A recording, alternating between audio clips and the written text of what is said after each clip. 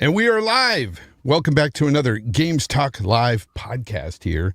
And today I have with me Mr. Stephen A.M. Johnson, otherwise known as Everborn Saga. He is the creator of the Everborn Saga books. He's here today to talk about gaming. But first, I want to welcome him to the show and talk to him a bit and get to know him a bit better here, because I, like many of you out there, haven't talked much to Everborn, a little bit here and there, and I've done a couple of podcasts with you, I think, but yes. Aside from that, not much. So I want to get into knowing who Everborn Saga is. Let them know who you are and what is this Everborn Saga about, sir? Yeah. Okay, so who am I? That's a very introspective question. Very. Now I'm gonna have to self-reflect for a minute. No. I am a software engineer by day. I work in the financial industry. That's my 9 to 5, but I'm also an entrepreneur. I own a few businesses. My wife and I, in fact, run and own a daycare business. And I am also a comic book creator. And I'm building out a world. It's sort of an interconnected universe. There's a few different series going on. We're launching our third one now, but it's basically like if you're into fantasy and you're into anime and manga and you're into sort of the MCU, this is all of that mixed into one. It's basically all my favorite stuff as a kid. And on top of all of the comics that we do, which I'll tell you more about those in a second, I've also built several mobile games, and I'm working on a game within the Everborn Saga right now that we're hoping to get on the Switch and maybe Xbox and PlayStation. Nice. That would be really, really cool.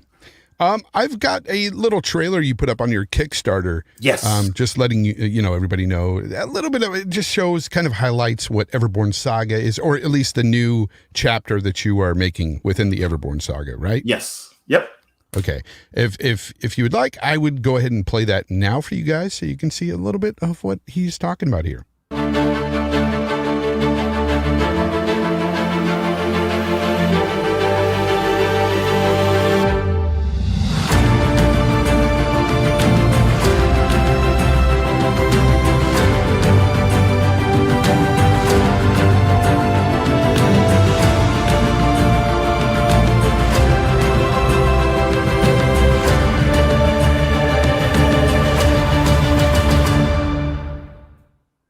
There it is. Hey, I just sent you one more, and it's a little more. It's like a fully animated one. Oh, really? So yeah, it's in the private chat. I'd love for the guys to see that. I think they'll get a kick out of it. It's only 1 minute, so it won't take too long. You just sent it right now in the private StreamYard chat. Okay, I got you. Yeah, I see it. Sorry to spring it on you. No problem. This is definitely, you know what? It's on the fly here. So we're going to go ahead and share the screen, application. Yeah. Here we go. There we go. There it is. Yeah, that is it.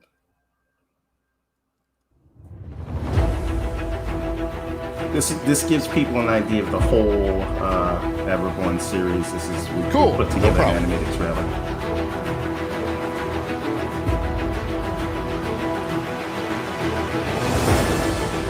So that kid was Ariel. He's our main guy. This is a young man Voldemort, because the story takes place in 2 timelines. This is him as an old man. He was a prince, and now he's a blacksmith training that kid. Just Karma from the comic series that we just showed. Some more interesting characters.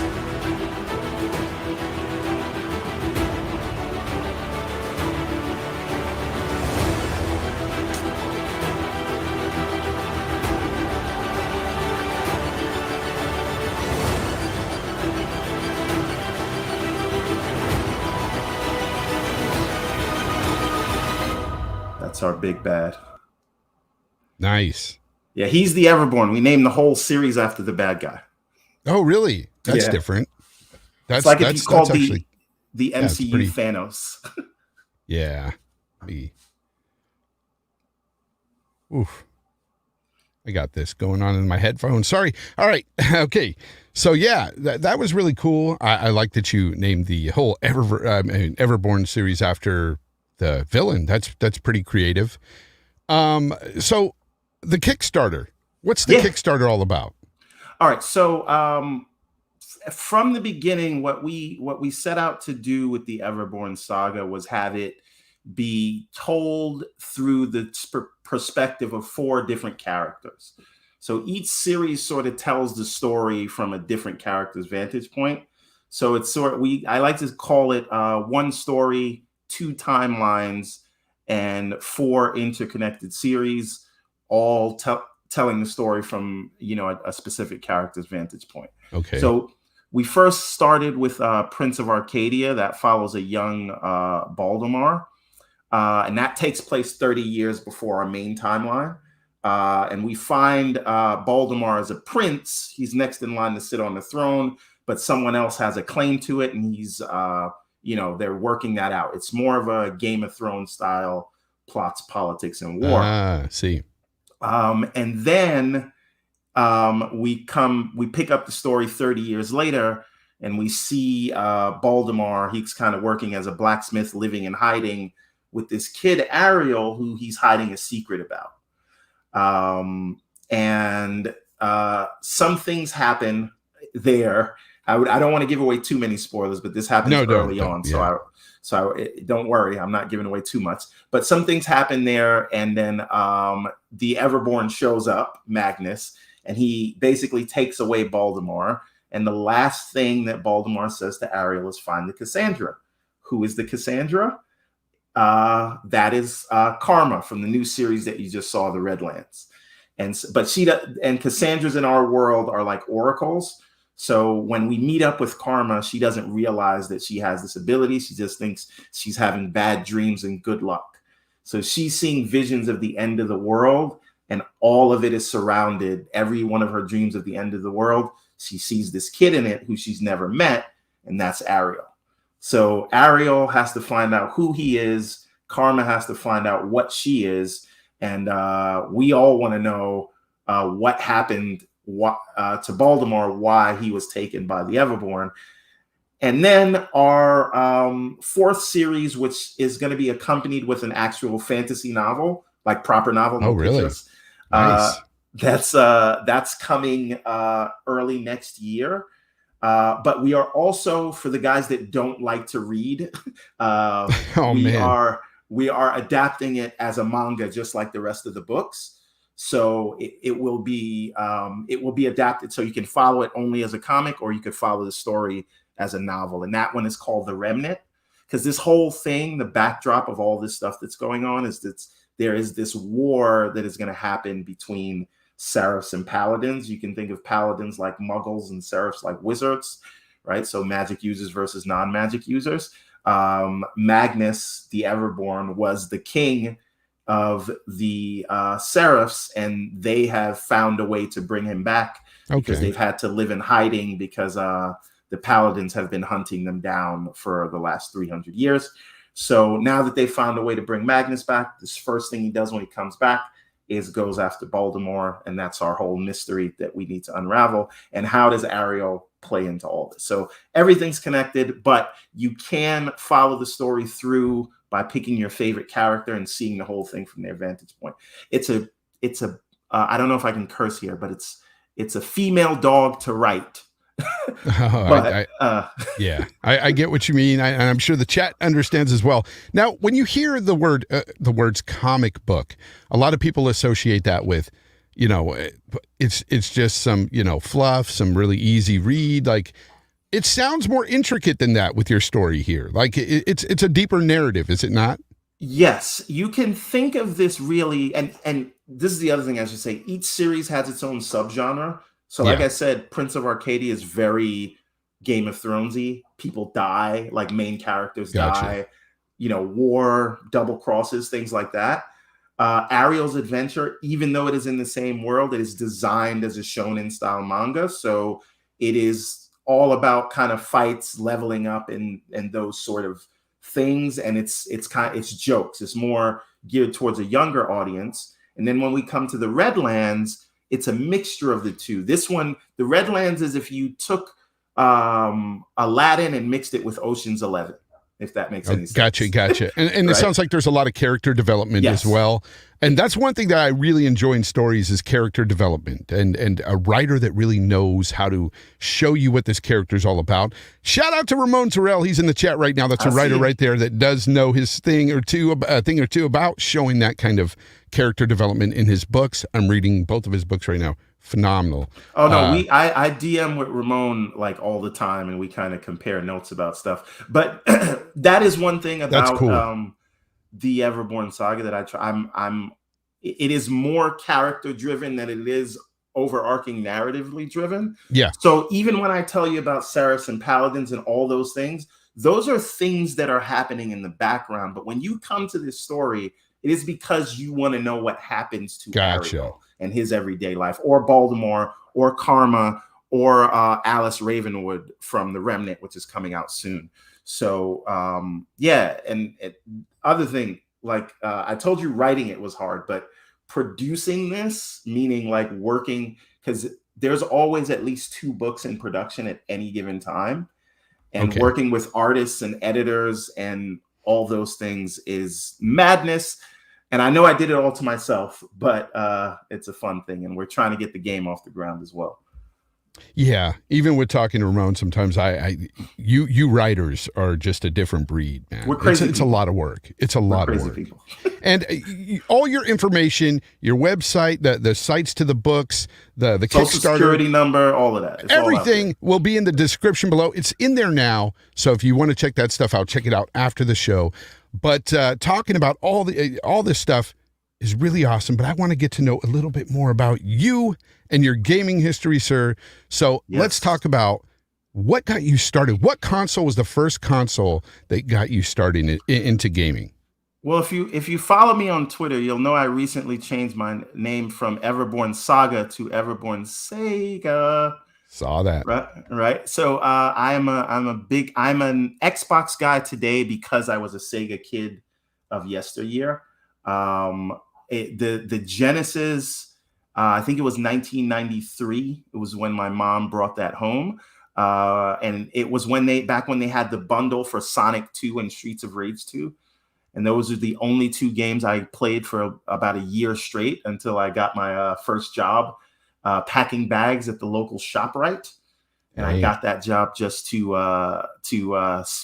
scrape together some change to watch movies and buy video games. However, those were not my first games. The first game I actually completed was Legend of Zelda: Link to the Past, because my neighbor had a Super Nintendo. And the only reason I got a Genesis is because it was on sale. But what led my parents into the store is because they saw us going to the neighbor's house every day playing their video games, and it was like a problem. So they're like, the neighbors are going to think we're poor, even though we were poor.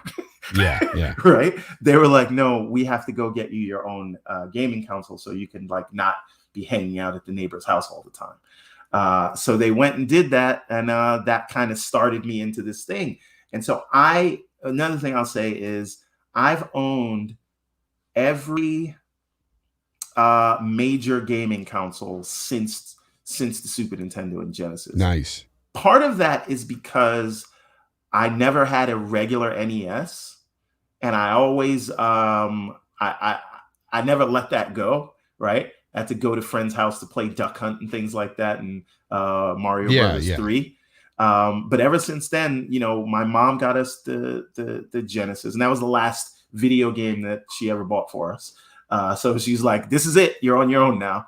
So I had to get paper routes. I had to do all those things. But I saved my money up, and I got a Super Nintendo, And then I got a 32X when they added that add-on, and then I did a Sega I remember CD. the 32X. Yeah, I had the whole Voltron thing, right? Like it was like 32X Sega CD. Sega CD. Shout out to the console that only gave us like really better audio and some full motion videos. Hold on, we had that. We had that. Don't bring up Night Trap. Yes, that's a sewer. No, was it Sewer Trap or Night Trap? Sewer Shark. You're talking about Sewer Shark? Oh man, Sewer Shark, and then they had full motion video. No. Yeah. Dragon's Lair. On Sega I remember Dragon's Lair. But I mean, when you're talking about the regular games when we were playing on the Sega CD, like if I played a Sonic game or something, it was just the audio that really benefited from the Sega CD. But I didn't care. I liked the way it looked. I saw the little green and red light there, and I was just like, this is awesome. The disc tray. I thought I was doing it back then, but it ain't no shame in being poor. I was poor back then. And matter of fact, my Sega Saturn came from a pawn shop. I bought it from a pawn shop. So you got to do what you got to do. Got to hustle to get those consoles. But I will say this. I think that just having this kind of love for games. Like I even had a Virtual Boy, by the way. Like Game Gear. I did not have a Virtual 16. Boy. And again, I think the work ethic that I have today, which is like, 9 to 5, struggling comic book business, daycare, landlord, all those things. Yeah. That work ethic that I have, I think it was built off of me wanting to have every game that was out there, right? Because I was working 2 jobs in high school, right? While still trying to graduate and going to night school. And I had to go to night school because I fell back in regular school because I was working so much. So, man, I've never, and like even today, like a lot of people kind of talk the console war stuff, and it's always weird to me. I do consider myself an Xbox guy because that's the community I'm probably closest with. And like I said, offline, that is where I play all my multiplats. But there's never been a PlayStation or a Nintendo or a Sega console that I haven't got. Like I even got all the Oculuses, right? Because you don't want to miss anything. Why if you can, facts. Why limit yourself? I even have and you went out there and hustled to get all this stuff too. Yes. The fact, like for me, there was certain consoles that I missed from generations. I didn't have a TurboGrafx. I didn't get the Philips CDI. I didn't get that thing. What about the 3DO? I did have a 3DO, and I tell people all the time it's the worst $700 I ever spent. And I had fun with it. Don't get me wrong. I still had fun with it. The fighting games on that thing were phenomenal. They were arcade perfect. Yeah, man. They were really good. What's up? The Neo Geo? The Neo Geo didn't have. It was too expensive. I did rent it from a little mom and pop shop that was renting consoles, and he would let me rent that thing for 4 days at a time, and we'd have a blast with it. Yeah. 3DO and Neo Geo are the ones maybe the only ones I didn't get. Mm-hmm. But I will never forget Bonk's Adventure from the TurboGrafx 16. I did play Bonk though. Again, it's like back then growing up, we always had a friend who had a console we might not have had, and we went to their house and played, and vice versa. They came over and played the consoles they didn't have, and it was just fun.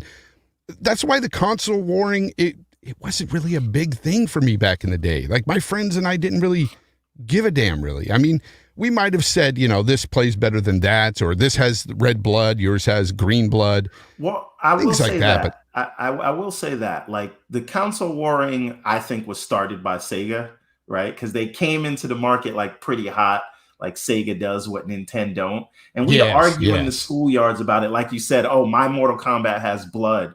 And then they would say, well, my Street Fighter is this. And I'll tell you right now, the Genesis had the better Aladdin.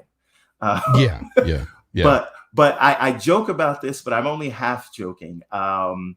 If something like a Microsoft Sega acquisition ever happens, and this would effectively put Sega back in the console market, I will turn into a console warrior again. I'll shave my beard, and I'll turn into a 5 fangs will come out again.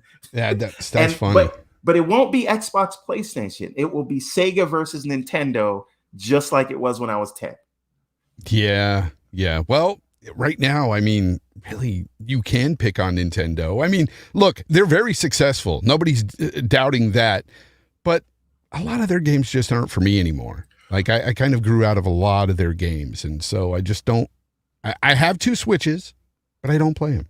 Well, oh, so see, here's the thing with me. I'm a huge retro gamer, right? Like I like all of the games that I have built, like on mobile, have been kind of love letters to those things. So Gotcha. there are 4 Everborn games planned because I want to give one to each of the series. And Ariel's Adventure is a Mario style 2D platformer because it is my love letter to all the 2D platformers that I've come across, not just Mario. Yeah. And then the Remnant is going to be a top-down action RPG like Zelda. And the Prince of Arcadia game is going to be a turn-based, but still 2D RPG. And the Redlands, whenever we release that, is going to be kind of a beat 'em up like Turtles in Time or that old X-Men game. Turtles in Time. Oh yes, man, yes, one of my favorites. And so I want to make games that remind me of that. And I've been playing Streets of Rage 4 all weekend and all week, even though Halo was out, which is my second favorite gaming franchise behind Legend of Zelda. Really? The FPS boost came out for Sonic Generations, and I had missed that because I had kind of fallen out with Sonic for a while because they're at this point, like, let's be honest, there's more bad Sonic titles than good ones. That's true. But every now and again, there's a diamond in the rough, Aladdin reference. And Sonic Generations is one of them. If you have not played that, I recommend going back because I think that is what may have been lost when that game came out, is that it performed horribly. But when you see it with today's hardware, it's an amazing game. Like I've been posting clips about it all week. So if you follow me, you've probably muted the word Sonic by now. But it really is something that lives up to the legacy of what Sonic is in our hearts, those 16-bit kids. Yeah. So. Yeah. I was also a Nintendo and Sega fan, but I think I was a bit more of a Sega fan as well back in the day. I mean, Sega just had it going on, man. And every console that they dropped, I did like. Even the Saturn that a lot of people crap on. I enjoyed the games on the Saturn. I didn't have a problem with it. You had I mean, Virtua Fighter was also on the 32X, but Virtua Fighter on the Saturn was way better. The thing about the Saturn is the Saturn did 2D graphics, I think, a lot better than the PlayStation 1 did. Yeah. Because if you look at some of those fighters like Street Fighter Alpha and some of those other things, it was really good at stuff like that. And really, it was the rift between Sega of America and Japan, and the fight over pushing out the Sega Saturn too early, too quickly over stateside that really caused Sega's downfall. That was the start of it. That was the start. A lot of people don't know that. To this day, the Dreamcast is still my favorite console. I'm with you, buddy. I'm with you. That's my favorite console of all time. And that's just because it was way ahead of its time, man. Those VMUs were something special, man. And we've never got anything like that again. I mean, it's crazy. The Dreamcast kind of brought in, and it was over like 56K or whatever it was, but like it brought in the online gaming to the console space, right? And you know, I know that like there was a way to do some online stuff with SOCOM, but I still think that the Dreamcast was before that with what they were doing. And come on, man, like Power Stone, Sonic Adventure 1 and 2, like there was so like they were just doing so much at that time, and it's like they were like Prometheus, man. They just flew too close to the sun. And I think that was part of what my transition to like being an Xbox fan was, aside from Halo, right?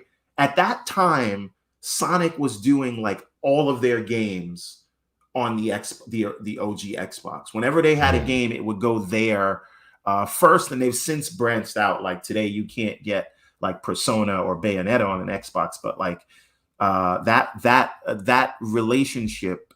If you were a fan of the Dreamcast, it was like Xbox was your logical progression because they had like this really close working relationship. And I was a dumb kid at the time, so like I was like, oh, it's Sony's fault that they came in with all their money and pushed Sega out of the industry. It was Sega's fault. Sega, yeah, exactly. Sega made a bunch of terrible decisions. And that's why they got pushed out. Yeah. Okay. Ash and Luca with a 5 just gives us a strange look here. She's just, watching, I guess, intently. Keasante's in the house. He says, salute to my partner in podcasting. He got me hooked on Sonic Generations, and now I'm hooked. Don't play it, people. It's crack. Yeah, man. Keasante and I do 3 shows together. So you can, we do On the Reel on Thursdays on my channel at 8. We do PTG, Primetime Gaming with Boom, Stick, and Friends. That's nice. On Mondays at 7. And on Saturday on Keasante's channel, we do the Gaming Circle podcast. That's Saturday at 10. Awesome. Ramon Terrell with a 5 says, remember how excited we were the first time a game said an intelligible word? Laugh out loud. Yeah. Much love, guys. So yeah, much love to you, Ramon. What exactly do you mean by the game said an intelligible word? No, when you could hear them say, like, where you didn't have to read text. Yeah. Oh, that's what he's talking about. I thought it was something different. Anyway, yeah, it was crazy when you first heard like games talk to you, man. Even like I remember like going back to like sports, like Joe Montana Sports Talk Football and that sort of thing. And the crazy things it would say there, like, I can't believe it, punt on first down, and like just weird stuff. Yeah. It was just crazy to hear words coming through on speaking double of dribble. Old sports game, remember NBA Jam? Oh, of course. It's one of my favorites from back in the day. Back. That's a game that I still play on mobile to this day. I have the mobile version, and I play it sometimes, just bust it out, at work or whatever. And yeah, it's fun. It's really fun. Gone Mad. Thank you for the $1.69. God Mad. Gone Mad. You are awesome. That's a random number. Thank you. Yeah. He always hits me up on Xbox and chat, always checking up on me and stuff. Good guy, man. That's one thing I really love about this community. There's a lot of great people in this community. There's a lot of weird people as well, but I stay away from those. I do want to say one thing though about the community. Go ahead. And we fight like rabid dogs, right, over the silliest of things. But I will say that when I launched, this is the second Kickstarter we did, and when I launched the first one, and even just when I came into the community, kind of what Xbox, PlayStation, whatever, everybody sort of embraced me into the community. Everybody shares the stuff. Like I had one person from the community, which I won't say his name just because I don't know if he wants it out there, but there's $1,000 tier and there's only one of them in the Kickstarter and he supported it. It's a PlayStation guy, right? Yeah. Like we when it's time to come together for things, we do. And it's so true. I know that we fight about stuff, but like, that's just games.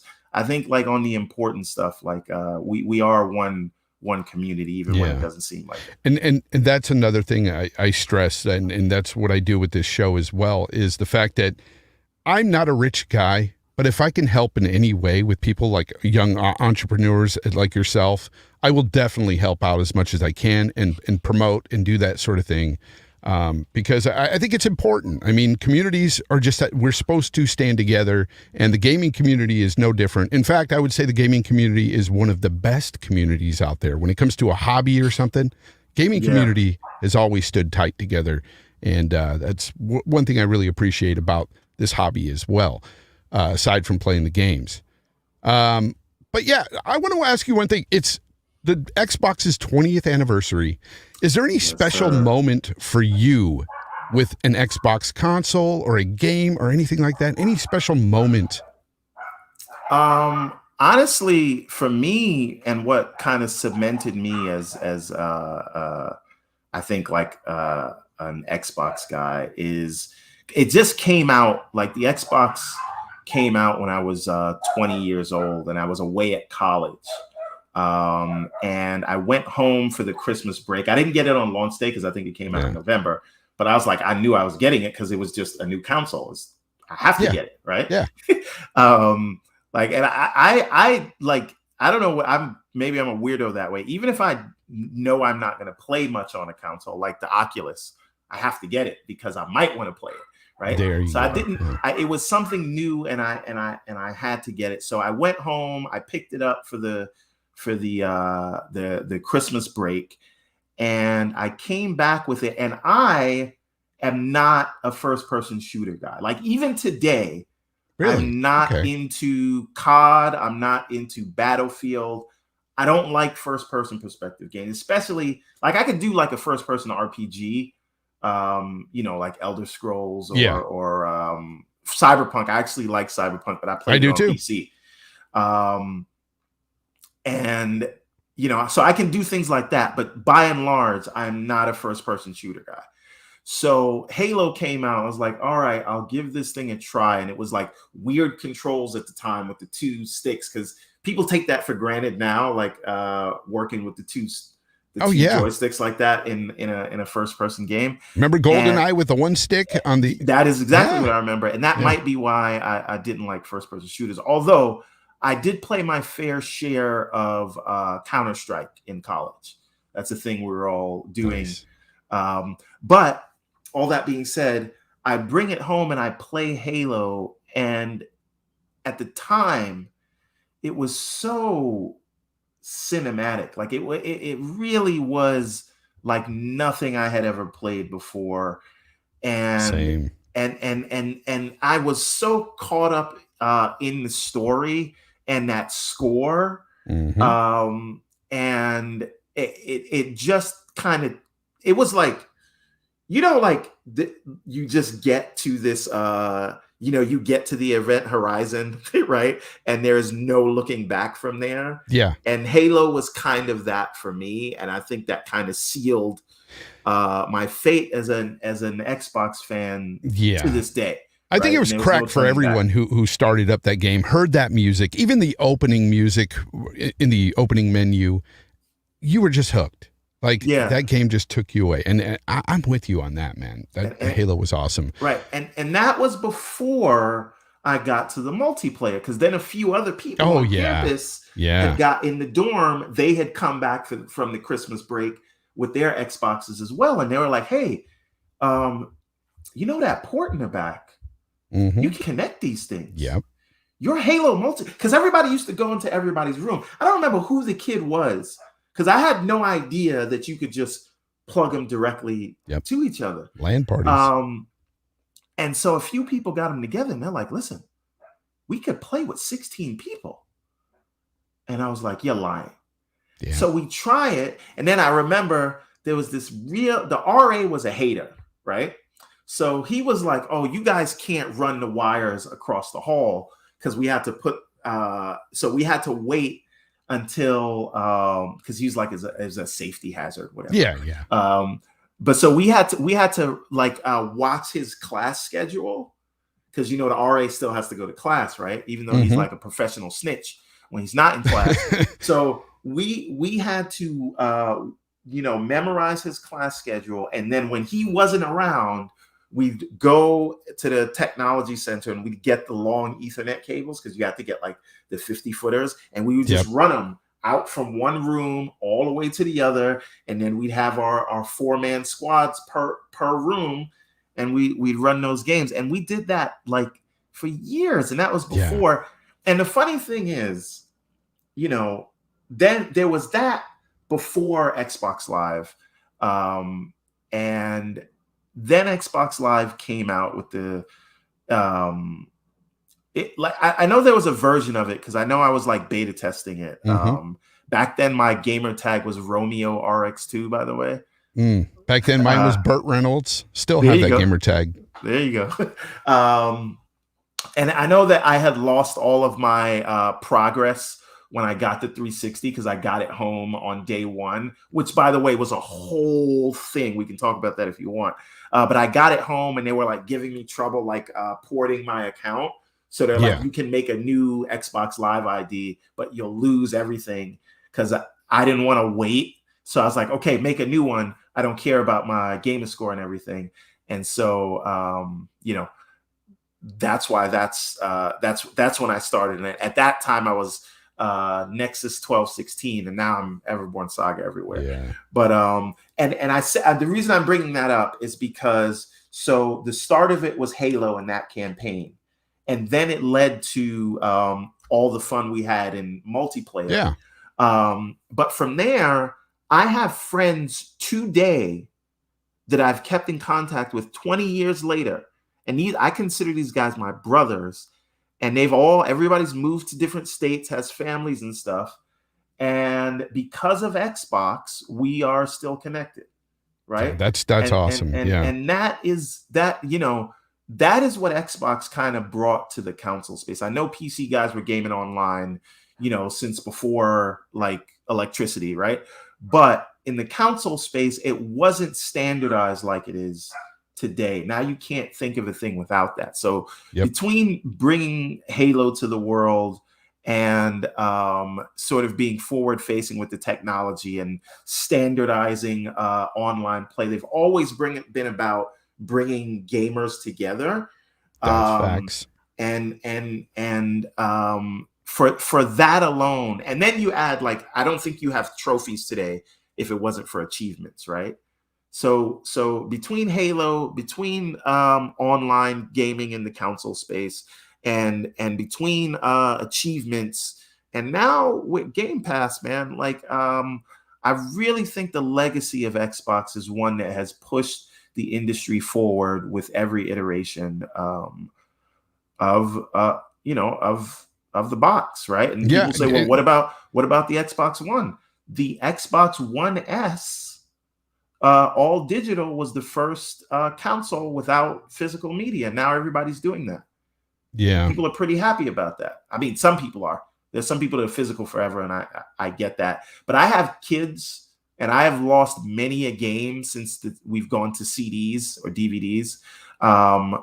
And I have been all digital since 2013. So I almost wish there was all digital Series X, because me too. I would buy it. Yeah. I actually think Sony got the better pricing strategy. Well, whatever. The Series S. I agree, because having a $400 all digital box was smart. It's a smart move. Had there been a lot out there, because I couldn't find one, I had to buy a disc version. Like same. Pretty much you get what you get right now. Whatever you can get your hands on, you grab it. But those digital consoles are like unicorns, man.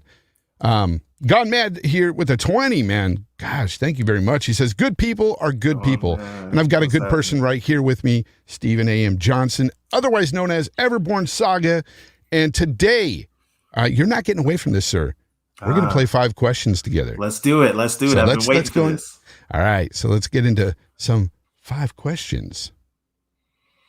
5 questions. All right. Some cheesy 80 game show music for you. I love it. While you wait for the 5 questions. 4 of them trivia, 1 of them being subjective. But here is your first question. Got to play the music for you. All right, and I promise not to Google. I'm going to... No Google. Hands off the keyboard. Okay, some of these are going to be quite difficult, I think. Okay. Xbox has just celebrated its 20 years on November 15th. How old will PlayStation be this December? This December, PlayStation will be 25. 27. 27? I thought it came out in 96. 94. Oh, okay. 94. All right, so let's go ahead. Next question. What Xbox development team is currently working on the popular Fable franchise? Playground Games. Correct. Next question.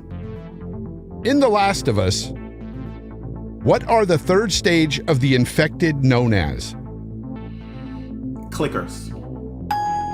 Correct. Your last trivia question. Which console was the first to have a 007 game? Which console was the first to have a 007 game? Nintendo 64. It was actually Atari 2600 with James Bond 007 back in 1983. Well, that was a trick first question. 007 game. That was a trick. That's a trick question. I can turn off the music here while we talk about your favorite gaming experience of all time. Legend of Zelda: Link to the Past. It still holds up, and I think Nintendo needs to stop being cowards and give that the Link's Awakening treatment that they did on the Switch. The whole full rebate, keep it a top down, but give it some of the shiny graphics of today. The sense of wonder and adventure and mystery of that game, I think it is what cemented me as a gamer for the rest of my life. I will accept that answer. Great game. Today, and I play that game maybe once every 2 years, just really start to finish, just because.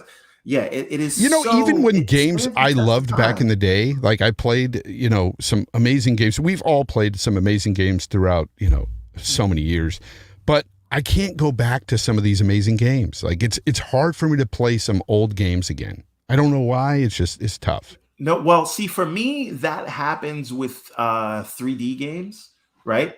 But I feel like the pixel art sort of is timeless.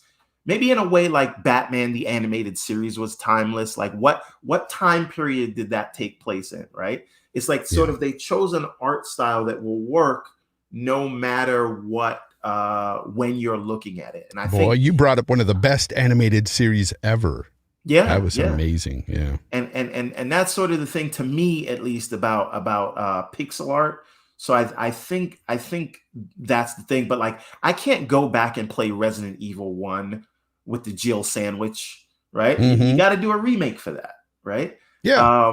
So yeah, I think because what happens is a lot of these things, the way you remember it, because of the level of technology that was available to you at the time of viewing it, is never as good as it actually looked. So when you see some of this stuff today, it may look terrible to you, and it'll feel terrible as well because things have evolved so much, right? Like try to go back and play the first God of War today versus I know came out in 2018. Yeah, so some things are really tough. Yeah, I was playing the first, and I loved it. From the Arkham series, the Batman Arkham series, Arkham City, I believe, and it's not. It plays okay. It still plays good, but it's not as good as, say, the last one, the Dark Knight. That one feels much better. I'm looking forward to Gotham Knights. Yeah, I really want them to upgrade the Dark Knight one, though, the 2015 Arkham game. I want them to up the resolution for the Series X because it looks really bad still. It's like at 900p and it's shimmery. I'm really hoping that there is a way for them to up like the back compat team at Xbox to find a way to apply FSR to back compat games. Gotcha. And what that would do, and I don't know if this is possible because I talked to a few. Like I said, I'm a software engineer by day, but I do video games. But what I do is more of like 16-bit era games, right? And I use Unity, so I'm not like coding close to the metal like some of these big AAA guys are doing. So I can't talk to you about the specifics of what some of this stuff means. That being said, FSR is sort of that super resolution stuff. So it's kind of like you can have a low res texture, but it can use machine learning to display it as a high res texture. It's like DLSS, right? Yeah, that's awesome. So is there a world where they could apply that to old games so that the textures look like 4K textures? Yeah, who knows? I have no idea. But what I was told was the only way to do that would be able to crack open the code. You couldn't just do it to the raw binaries. So what that means is, like right now, the way they're doing auto HDR and the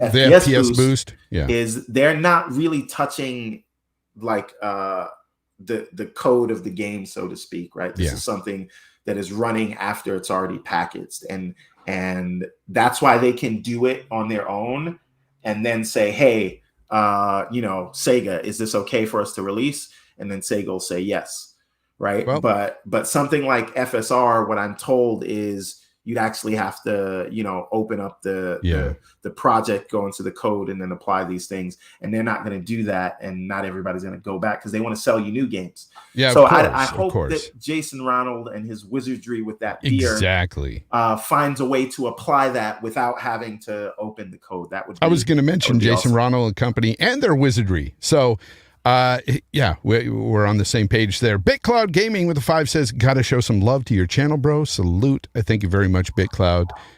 Again, an awesome supporter, awesome friend, great guy. Check out his channel, BitCloud Gaming. He was actually on the Gaming Circle podcast yesterday. Nice. And he's doing things for IGN now too, man. He's doing big things and getting a lot of great guests over there too. Amazing stuff. So, anyway, let's get into a topic here. Let's talk about Halo Infinite. The previews are out, and I don't know if you saw any of the previews. What is your feelings on Halo Infinite right now? I saw all of the previews, sir. I don't know how they expected me to work on Friday. Yeah, I saw a lot as well. How do you feel about it so far? I absolutely love what I'm seeing, and I'm so I've been on and I know you and I differ on this. Yeah. I've been saying for a few months now that we should give 343 their roses. And because, I hear a lot of people say support the devs. And then in the very next sentence, I hear them say everyone at 343 should be fired. Yeah. Right. And that's not cool, because these are people. Like, imagine you're working at your job every day and somebody's in your ear telling you, you suck. You should be fired. You should lose your livelihood. And everything you're doing is terrible. Like, right. But all that being said, there have been a lot of genuine concerns about Halo over the last 15 months, but there have also been a lot of disingenuous concerns about Halo for the past 15 months, and a lot of people that have sort of found a negative way to spin everything that was happening and every piece of news that has come out about it, and and they never backtrack until it's undeniable. So we've seen there was so much concern about Halo, and then the multiplayer kind of knocked everybody's socks off. It is universally praised, right? And it looks like, we don't know, right? We can't say this because I don't know about you. I know you're connected, right? But I haven't played it. Not really yet. But I from what I saw, it seems like this is the time, because I think Halo 4, they nailed the story, and I know some people had issues with the campaign and the Forerunners, but the story I think they nailed, and I think they were successful in humanizing Chief, right? Because Chief was a superhero before that, which was great, but they kind of leveled him up to, with everybody that had kind of grown with him over those 10 years that he had been around so far. Because if you came into Xbox when you were 20 and you're 10 years later, you're 30 years old, or whatever that was. So and then Halo, but there was an issue with the multiplayer because they were kind of chasing COD at that time, and it didn't work. Because there's a lot of people like me that are not into first-person shooters, specifically COD, and they're into Halo because, they like the way it feels. They like the floatiness of it. They like, the speed and everything. Prometheans. Yeah. Is that what they were in Halo 4? The Prometheans, they're the ones that I call them cheap, because every time you were down to kill them, just one bullet left, they would teleport somewhere else. And it was infuriating to me, but yeah. Yeah. So then, and it was reviewed very well, 87 Metacritic, but people were kind of like, the multiplayer is not it. And then Halo 5 comes out. Yep. And I I am a huge fan of Commander Locke, right? Yeah. However, he should not have been put up against Master Chief. Not like that. You should have given, I think he's a very interesting character. I think everything that's going on with Team Osiris is super interesting, but you should have given them their own game, something like ODST Agree. or Reach or something like that. I agree with that. And then maybe you can put him against Chief.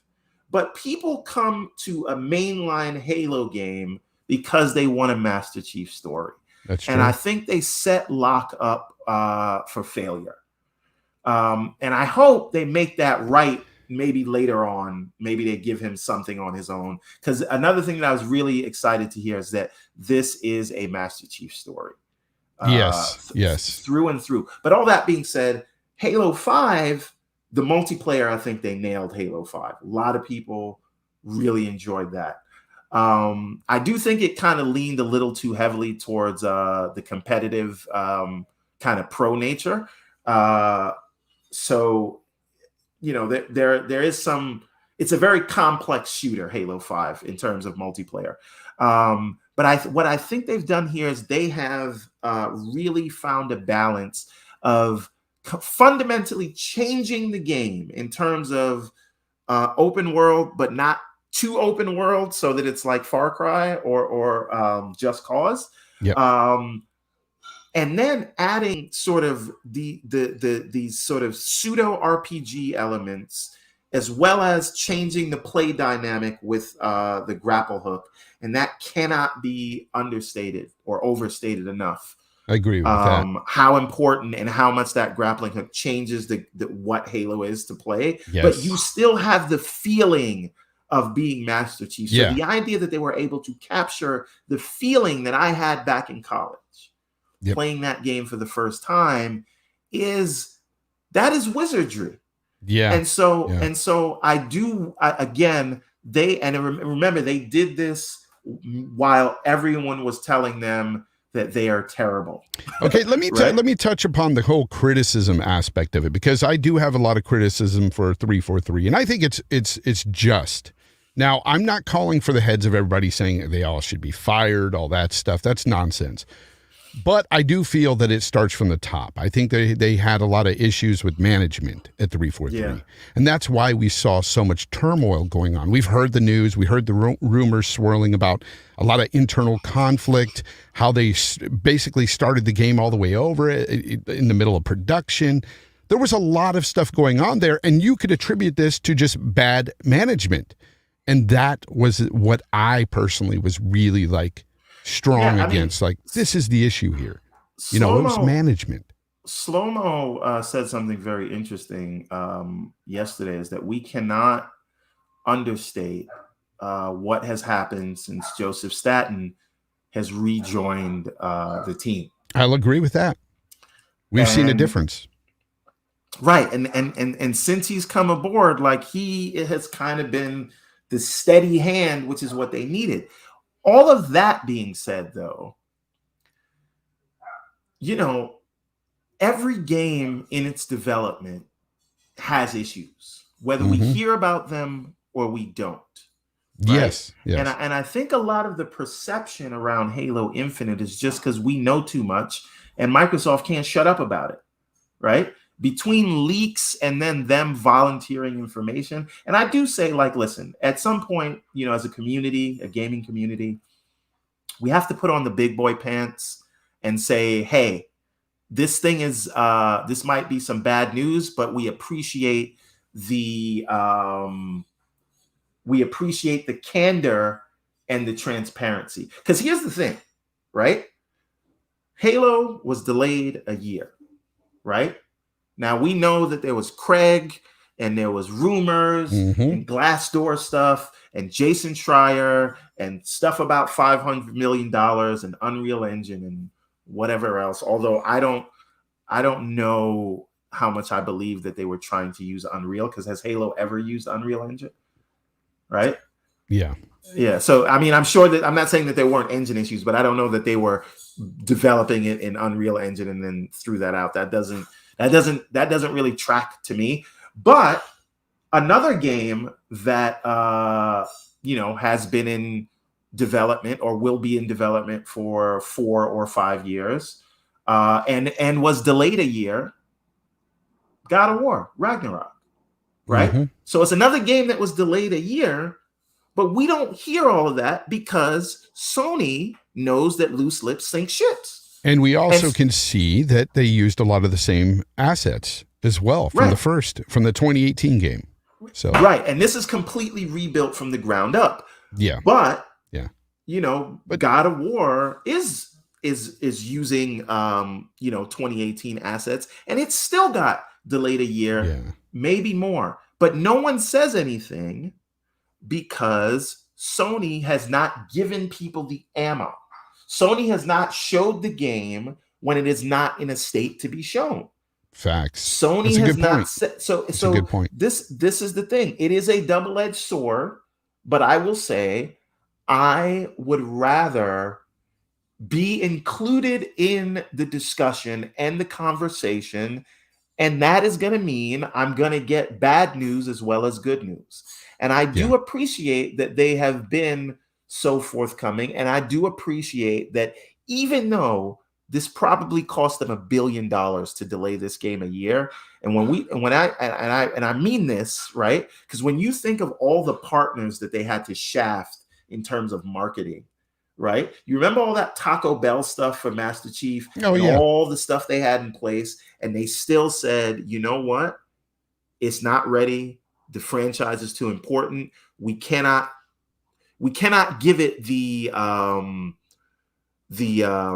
Cyberpunk 2077 or Sea of Thieves treatment where we'll fix it in post.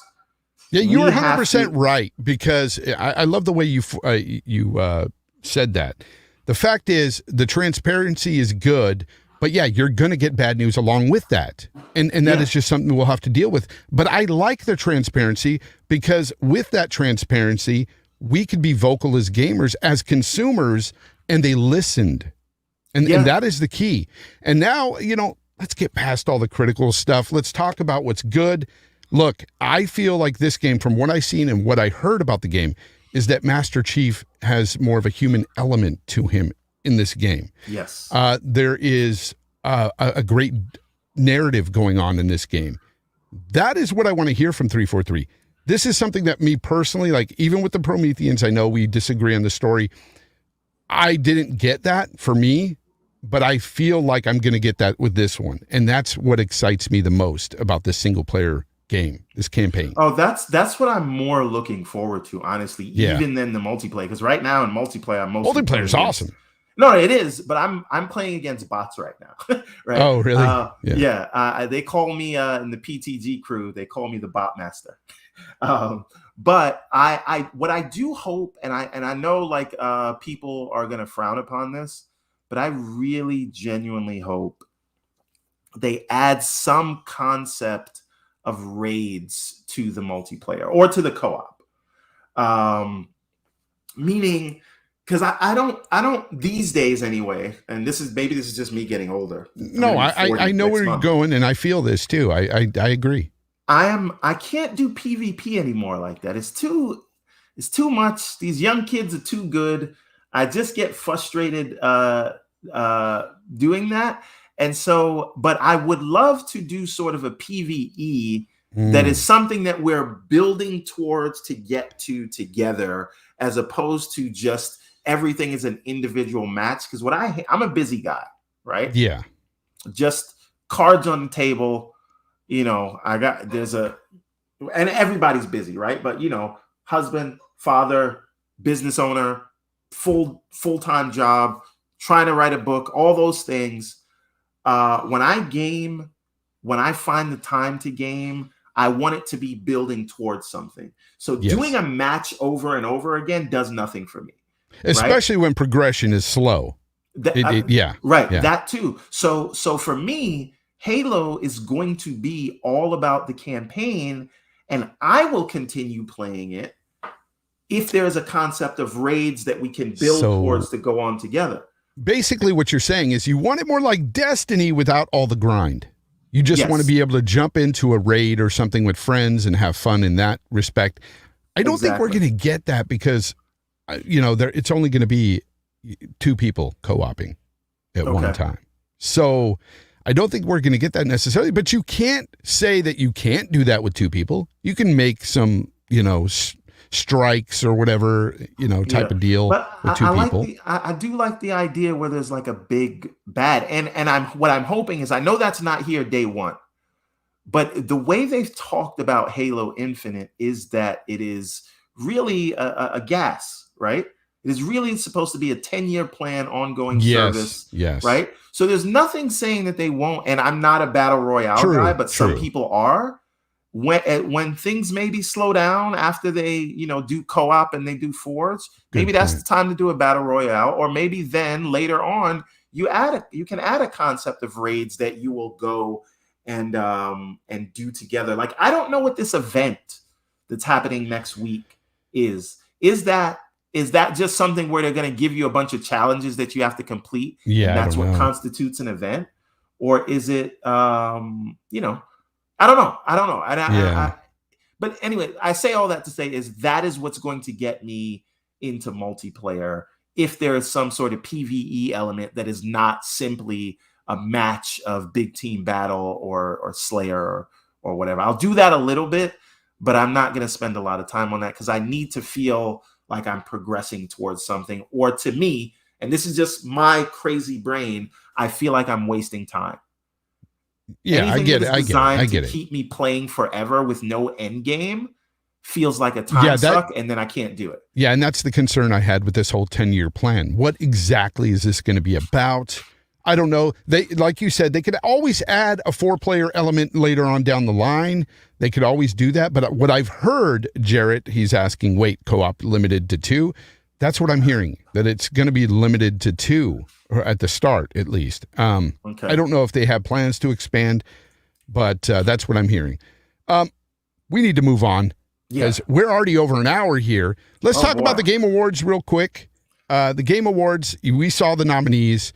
I have the nominees here. The nominees are Deathloop, It Takes Two, Ratchet and Clank Rift Apart, Metroid Dread, Psychonauts 2, and Resident Evil Village. What do you think about the nominees? All I heard was not Forza Horizon 5. Sorry. What? Well, okay, so let's go there. What's your thoughts on Forza Horizon 5 not making this list? I think it should have been considered. My problem with that is I don't know who I would take off. And this happens every year with the Oscars and things like that.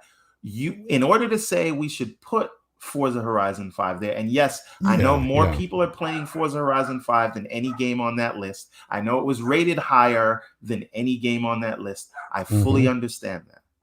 But again, tell me which game you would take off. Because to say that it belongs there is saying that one of the games on there does not deserve their spot. And I can't say that. Okay, so this is a kind of a deep discussion here. So we're definitely going over the hour mark here today, guys. It's unfortunate, but it is what it is. It's my fault. No, it's all good.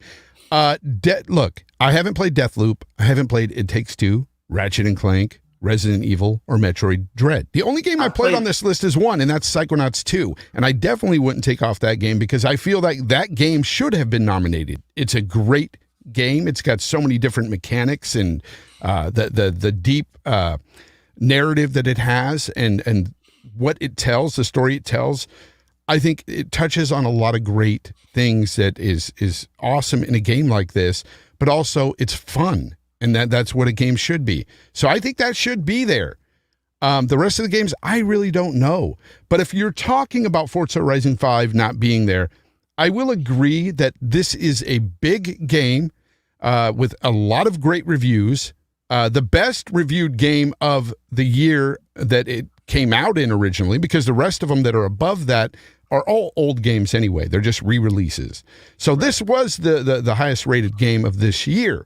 Now, and it's also played by millions and millions of people. What, 10 million are playing? So it's crazy. So when you think of it like that, you should see any game, despite genre, be in contention. I'm sorry, like it shouldn't matter. But I think what happened here is the fact that most people think, oh, it's a racing game. racing games aren't I don't innovative. see and that's the thing I don't like, right? No, I don't like it either, but that's what I feel happened here. But let me touch on this real quick. They look at this and they say there's not a lot of creativity or innovation from the previous one. But I would argue that there probably isn't a lot of creativity or innovation in some of the games listed here. And I don't even have to point out which, but I guarantee you there's games on that list that don't have a lot of creativity and innovation. Ratchet is more of an evolutionary game, right? So I don't think if you've played the previous Ratchet to Rift Apart, and I personally, the only game I haven't played on this list is Deathloop, so I won't speak on that one. But I have completed Ratchet, I've completed Resident Evil 8, I've completed Psychonauts, and I'm 75% of the way through It Takes Two, but you need someone to play that with. So the wife and the kids are slowing me down there, dead weight. Yeah. And I'm a little bit of the way into Metroid Dread. So I will say that to me is not that argument doesn't hold weight, because the difference, to me at least, that I see between Ratchet is that the graphics are prettier and there's new traversal elements, but it doesn't fundamentally change what the game is doing. So I don't think that argument holds up. Yeah, and I just want to stop people out there that run around saying it's because it's Xbox, that's why they didn't nominate it. No, that's BS, because they have 20 total nominations this year, which is the most. So, in fact, the second place most nominations is Sony, and they have 11. So Microsoft and Bethesda, or Xbox Bethesda, which is just Microsoft, has double their nearest competitor in terms of awards. Yeah. So we cannot say this is because it's Xbox. No, right? No, it's no. Because it's we need to be clear. It's because it's a racing game, and people relegate it to a certain category, and that's why it didn't get in. There's another issue there as well, Everborn. And Texas Lean says it's simple voting. It's simply the voting panel's opinion. It is what it is. I agree with you. It is their opinion. The 100 people that were on this panel that voted, it's their opinion that it shouldn't be there. That's fine. I don't have an opinion. I don't have a problem with an opinion. However, I feel that because it's a racing game, they snubbed it in a way. They just overlooked it because, hey, it's racing. And also the other element there, and Jeff Grubb even agreed with this, is that it was timing. Now, the public date for the cutoff was the 19th of November. Well, we saw the games come out on the 17th November, the nominees. So what happened with the 19th? Well, we found out they voted between the 1st of November and the 4th of November. That was the real cutoff, was the 4th of November. This game, Forza Horizon, didn't drop even in early access until the day after. So that was an issue there. So how it got on any other list, I think it was just thrown in the racing category or whatever other category it's in, just because, hey, it's a racer. I think it was snubbed in that regard. It was ignored. And for the folks out there that say stuff like, it really doesn't matter to me, any of these awards and this award show, it really means nothing. I just watch for the reveals. I get it. I watch more for the reveals too. But deep down, all of us feel a certain way with the awards, with the Game of the Year award. We do, because if you didn't, you wouldn't go on Twitter and cry about Forza Horizon 5 not making it. I'm gonna tell you something. You wouldn't. I'll tell you something right now, which may get me in trouble, but so what, right? I'm telling you right now what you're going to see. And I say this as some people call me a hardcore Xbox guy. I think I'm just a video game guy, but whatever. A lot of people, and this is going to work both ways, so I'll explain that in a second. But a lot of the people that you saw saying the Game of the Year does not matter, if Psychonauts wins, or next year Starfield wins, or whatever it is, they're going to run. The first thing they're going to do is run to Twitter and say, "Look at this! Look at all these games we won," and they are going to, tout that. And conversely, now, if you look at Xbox Game Studios along with Bethesda, and you look at their track record over the last 12 months, They have released Gears of War Tactics, Hive Busters, which was a DLC, but it still has its own rating on Metacritic. They've released Age of Empires. They've released Flight Sim. They've released Psychonauts. You can count Deathloop if you want. That's up to you because it was one of their studios. They've released Forza Horizon 5, right? That is 8 games, right? Ranging from 82 to 92 in Metacritic, right? They are knocking it out of the park right now. And now the same PlayStation guys that always talked about, Metacritic this and 60 Metacritic Game Pass fodder. Now they're the ones that don't care about Metacritic, and they're calling it the games media is now biased in favor of Xbox now, right? So all of this is situational ethics on every side of whoever's talking about it. Yes, but the thing is, the overwhelming majority of people who are talking on this and saying that they really don't care about it, they do. Because they do 100%. Complain about certain things, certain nominees getting in there, certain nominees not getting in there.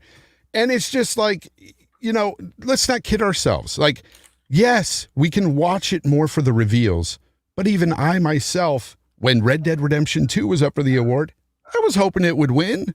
It didn't, but I was like, good. God of War is a great game too. Fine. That's all good. But yeah, of course you feel a certain way about a game. For gamers, it's natural. And I find it laughable. And because a lot of people were kind of just negating that altogether, saying the awards don't matter at all. Everybody's there for the reveals. I'm like, wait a minute. If they didn't matter at all, you wouldn't have almost 20 million people last year voting online for all the categories. Almost 20 mil. So they only don't matter in terms of your personal enjoyment, but everyone loves to see their favorite thing get the recognition they think it deserves. To me, Death's Door, because again, I'm a retro gamer. I'm with you too. That was my game of the year. Yeah, it's still my game of the year. Yep. Right. Yep. And it didn't get nominated. And if I would replace anything on that list, I would replace It Takes Two for Death's Door for game of the year. Yeah, I can only replace Psychonauts 2, and I would do it for Death's Door, but Psychonauts 2 definitely deserves it as well. So, but Death's Door was my second. Psychonauts 2 is my second favorite. Yeah, and that's really the thing. Like, I really enjoyed Resident Evil 8 this year because I skipped 7, so this is my first person Resident Evil game. And I just feel like it hit all the right notes and took the franchise in a great place going forward. Yeah. But some people say like they already did that in 7 and this wasn't as scary. But I didn't play 7. Yeah, you can't speak on it. For me, this is amazing. Yeah, so, and I want to say too, almost 100 million people watched the VGAs last year. You can't tell me that everybody that watched that, almost 100 million, were there just for the reveals. That's just a ridiculous statement. You don't have the statistics on that, and it's crazy talk. Anyways, Hargeet Shani with the 10 says, the Game Awards need some changes, and maybe this year will prompt some changes. Halo may end up being the most highly rated game this year, and who knows, it could be, and won't be there. Can't imagine Starfield not being included in 2022, and that's right. Because Starfield comes out 11/11. If they do the same thing this year and have a stealth cutoff date on the 4th, it may be negated. But I don't think that's going to happen with Starfield. I think they did this because it was a racing game, more than anything else. There's no reason that the Game Awards can't take place in January and they count every game that was released from Jan 1 to December 31st. I agree, but here's the thing. This is a case, and they'll never change it because this is about ad revenue in December around, all the holiday season and everything. And this is also marketing for all the games coming out next year. Like, this is why they do it in December, because it's just a big marketing tool. I get it, but then... Like, it sucks because it always blocks another game. And the thing is, they'll say, well, we count November to November. So it is a full calendar year, but it's not, the problem with that is right year. People have like short memories, and point to me. I mean, okay, Cyberpunk. Well, Cyberpunk is nominated for RPG of the Year, which I think is hilarious. And I voted for Cyberpunk 2077 because I want to watch the world burn. I want to see all of those Tales of Arise and Scarlet Nexus fans rip their hair out when Cyberpunk wins RPG of the Year. It is going to be glorious, and I'm going to get my popcorn. Did you enjoy it more than the other games listed? I completed it. I think I have like 100 and I don't know how many hours in that game. Yeah, I didn't play the other nominees, but I really enjoyed Cyberpunk. I played it on Series X and only had 2 crashes. I enjoyed it. I bought it on Series X. I played like the opening sequence and then immediately went and bought it on Steam. But also I had just gotten this big gaming rig, like we could go into the specs or whatever, but like 3080, 10900K i9, 64 gigs of memory, all that stuff. So I wanted to put the thing through its paces. So that is the first game I played on it, and it was glorious. I mean, there were some like stupid bugs, and I had to like restart once, but it wasn't anything like that's worse than you might get like a floating gun or something like that, like silly bugs. But let's not pretend that every one of these games don't launch buggy. And this is a thing that I always say this on Cyberpunk was honestly broke for the PS4 and the Xbox One. 100%. It really was. And that was uncalled for. I don't back them on that at all. No excuse behind that, right? What I'm saying, though, which is the larger point that I'm trying to make, is I think as a community, we should consider not buying games on day one, right? And there's many reasons for this, because Cyberpunk is the most egregious, but how many people ship us broken games on day one? All the time, man. Right? Outriders. All those things. Everybody's an offender. And all the people that like still want Forge and co-op for Halo, don't get it. Show them. Speak with your time. The access might be easy, but and the reason I say this is they will continue to ship games, and instead of having, I'm not saying they don't have robust QA, but we are being used as QA. Yeah. Right. And they fix these things, but we continue to go and buy these things on day one. Yeah. So if you wait, I played God of War 2018, and I'm not telling people to wait 3 years to play a game, but I played God of War 2018 and Spider-Man 2018 for the first time this year with the PS5 update. No bugs, right? Got 60 FPS, like 60, all that. Yeah. So if you wait, and everybody, I don't care who you are, your backlog is legion. I think gaming backlogs are now officially worse than Netflix backlogs, right? Mm-hmm. But so there's enough games to play. If you wait and don't buy something on day one, you'll probably won't have to pay $60 or $70 for it. It'll be cheaper. The bugs will be worked out, and everybody will be better for it. And maybe if the publishers take enough of a hit, they'll stop releasing the games in the state they released them. Yeah. I'm with that, but there's this thing called FOMO, and a lot of people cannot. Let me tell you something right now. I just all the crap that I'm talking right now. Yeah. I just bought Guardians, which I was waiting because I'm like, this is going to come to Game Pass, because I kept seeing all the clips that people were posting of it. It's a great game. Same thing with Mass Effect Legendary Edition. I didn't need that. I played all the Mass Effects, but everybody was talking about it. I had to get it, and now I hear it's coming to Game Pass. So again, it's crazy, right? I'm not taking my own advice, but that doesn't mean what I'm saying isn't right. Yeah. I hope someone will listen to me and be I'm better sure there's than people out there listening. Ham Solo 05 Gaming says, why are the VGAs the same year as the games? And that it's because of, like I said, it's marketing, man. It comes down to that. And by the way, Ham Solo, he's got his own show and everything on his YouTube channel with the same name. Follow him there. He does a one-on-one thing, kind of like I do here, but it's like kind of more behind the gamer type of thing. Really cool. Check him out. I should be doing his show soon, so we'll definitely get that I'm actually going to be doing a show with him Yeah. later. Yeah, that's awesome. Hargi Shani with the 5 says the cutoff is November 19th for nominations, but the list was released the 16th. 16th. There are some process issues here. And that's what I'm getting at. The fact that they voted from the 1st to the 4th. This is confirmed by Jeff Grubb. And it's crazy that it's that way, but it is. The process there needs to change. At least that, like, if you're not going to change the date and you're going to go from November to November and you put out a cutoff date publicly, stick to that cutoff date. I don't know why you're voting on the 1st. It makes no sense. But, well, one other thing that I just want to put, I'm not saying that changes, there aren't changes that I'd like to see. But again, I don't like the idea of sort of and I know this show is for us, but I don't like the idea of a mob rule when it comes to these things, right? Like, yeah. You know what the rules were up front. The outcome didn't happen that you wanted, so now everything has to get burned down. And we see this in a lot of other spaces, which I will not name.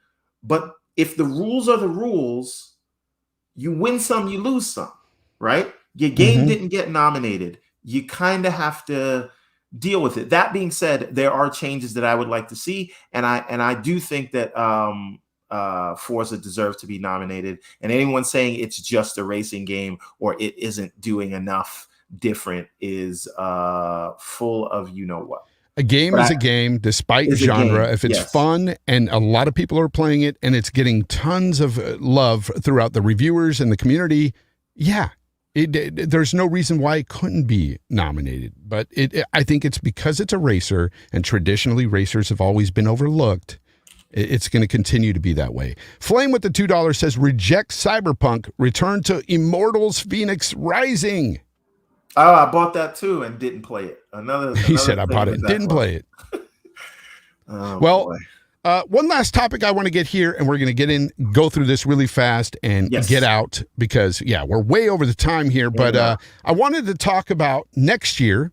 We got a bunch of games coming out: Redfall, Dying Light 2, Elden Ring, Horizon Forbidden West, Gran Turismo 7, Stalker 2, Saints Row, Starfield. There's so much coming out, right?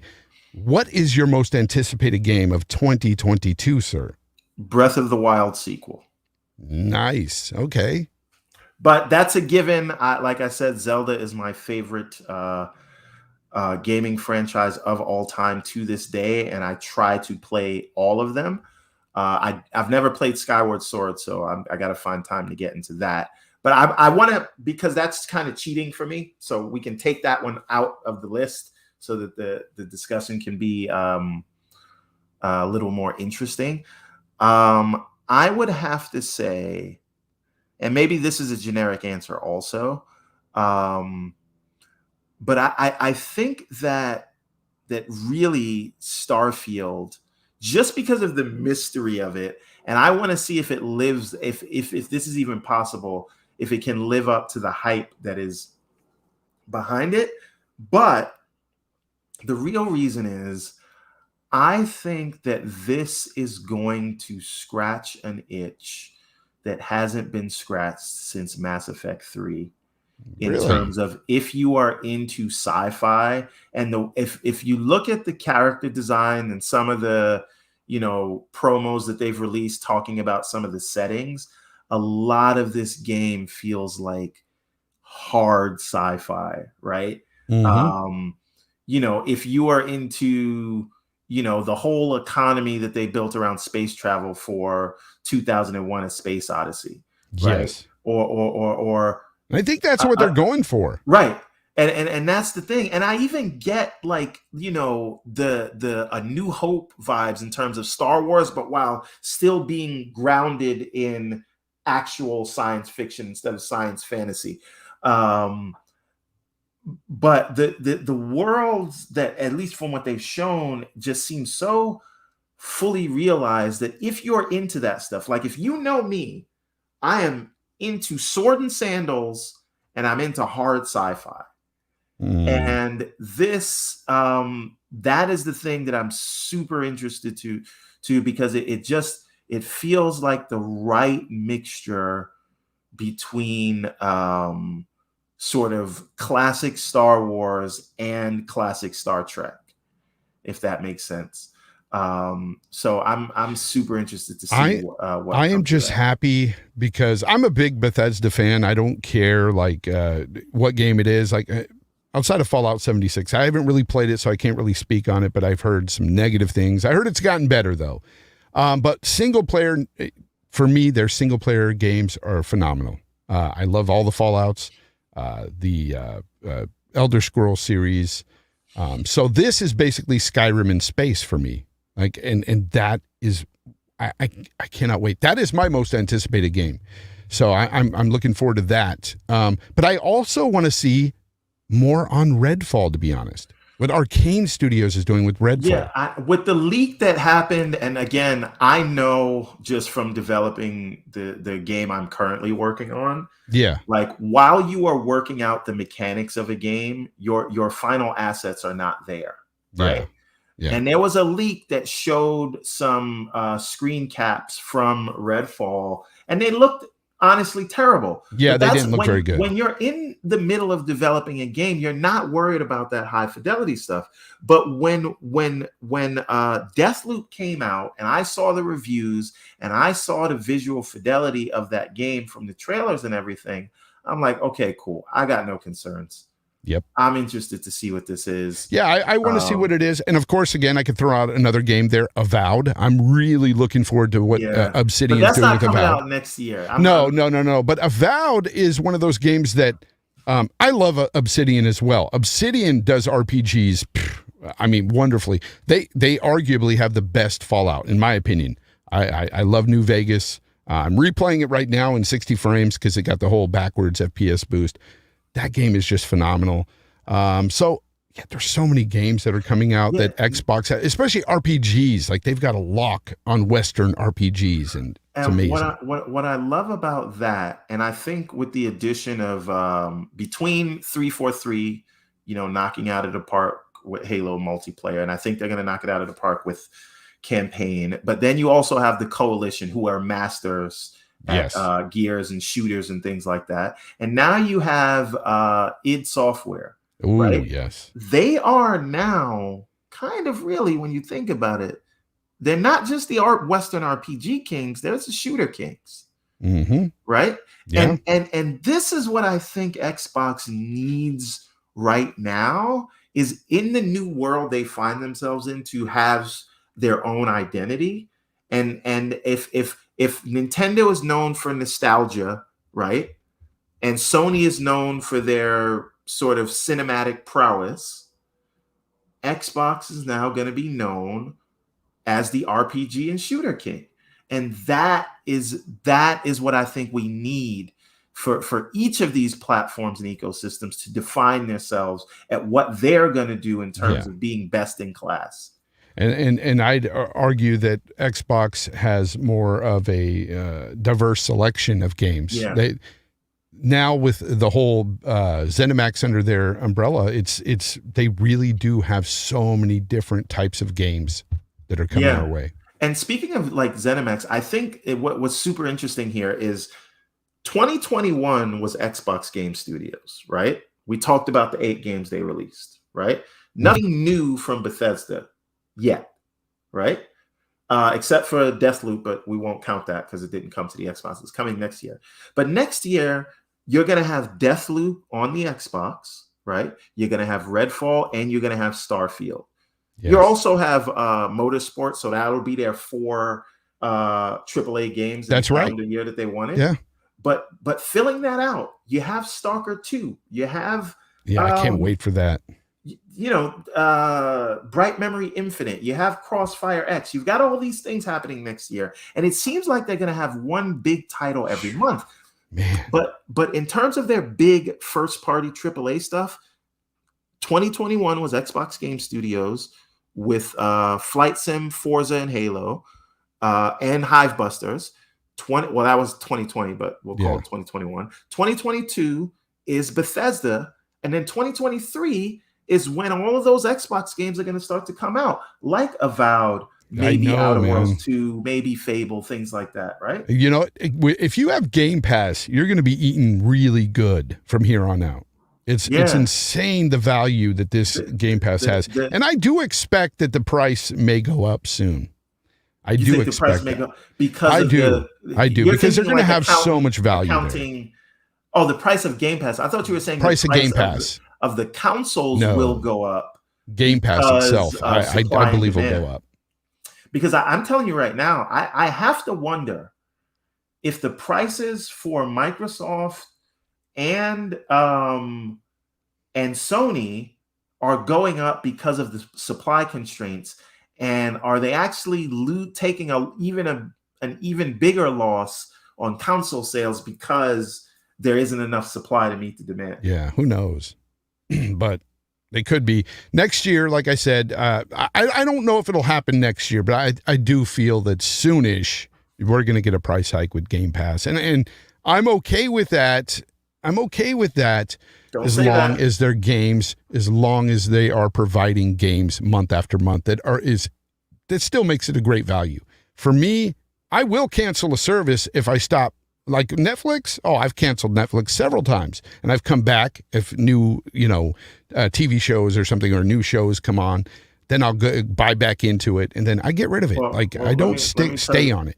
Let me tell you the trick. What I do is I'm subscribed to Game Pass until 2023, right? And every time there's a sale, right, where you can get like, here's 3 months for $20 or something like that, right? I will just add it to the back because you can subscribe for up to 3 years at a time. And so if they do a price hike, I'll be godfathered in, and I'm not even paying the regular $15 now. I just wait till I had whenever there's a sale, I just add it to the end and keep it, 3 years out. And trust me, it's not going to be a crazy price hike. I don't think they're going to do something insane because that would just be stupid, but we'll see. I'm just anticipating that. You know what I'm saying? Like, it's not like I want it, but I anticipate that with maybe another year or so. For them to do it, like Netflix just raised their prices the other day. They're almost $20 a month.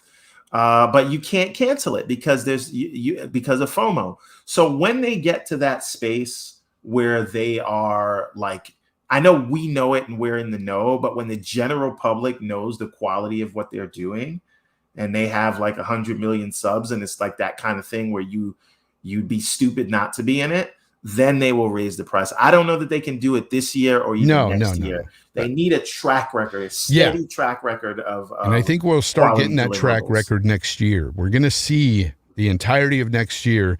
Xbox should anyway be dropping a lot of games month after month. Dealer in the chat. What's up, Dealer? Yeah. So anyways, that's pretty much the end of the show, guys. Thank you for showing up. I know we went long here today, but my guest had a lot to say, and I like them to get out everything. But Everborn, been amazing, man. Tell everybody where they can find you. Thank you for having me. You can find me at Everborn Saga everywhere. That's Xbox, PlayStation, Steam. I have a YouTube channel, Everborn Saga, where I kind of keep everybody up to date. That's where all the trailers for the comics and stuff go. And we do a show every Thursday at 8 with my brother from another mother, Mr. K. Asante, where it's called On the Reel, where we kind of talk about TV, movies, and comics and things like that. Mm-hmm. And every Saturday, I do the Gaming Circle podcast on K. Asante's channel. And every Monday, I'm with Boomstick and Mag and the crew, and also K. Asante, and we do primetime gaming. But the best place you can find me is what's scrolling on the bottom of the screen, everbornsaga.com. If you go there and you click the link at the top, it will take you to the Kickstarter campaign, which has 15 days to go. And we're moving towards our stretch goal so we can release the first official Everborn proper novel. And everything is linked in the description now. Yes. So if you guys want to go to that link, you can jump to either his website there or the Kickstarter. It's there, so you can go right to that. One thing I want to tell you, anybody that goes there, and we did a very cool thing for the last Kickstarter. By the way, Kickstarter has chosen it as one of the projects they love. Nice. And I think we were funded in the first 24 hours. So what we're trying to do now is see what stretch goals we can hit. But there's a tier called the Everborn. And what that allows us to do is anyone who supports that tier gets an executive producer credit on the comic. Nice. And we will make you your own character in the Everborn universe who will appear in a later issue. But awesome. Yeah, that's the thing in that Everborn tier. So that's the one, and that's a limited. I think there's only 9 slots left for that one because we can't make everybody a character. So we had to limit that one. But check that tier out if you come on. You could have 1 million characters in your book. No, I understand. Well, thank you, Mr. Stephen A.M. Johnson, for being here. Everborn Saga. It's been my pleasure. You've been an awesome guest, and everybody who checked out the show today live or on demand over on Apple Podcasts, Google Podcasts, wherever you want to listen to the show or stream the show, go ahead. It's your option to do so. Until next time, everybody, game on.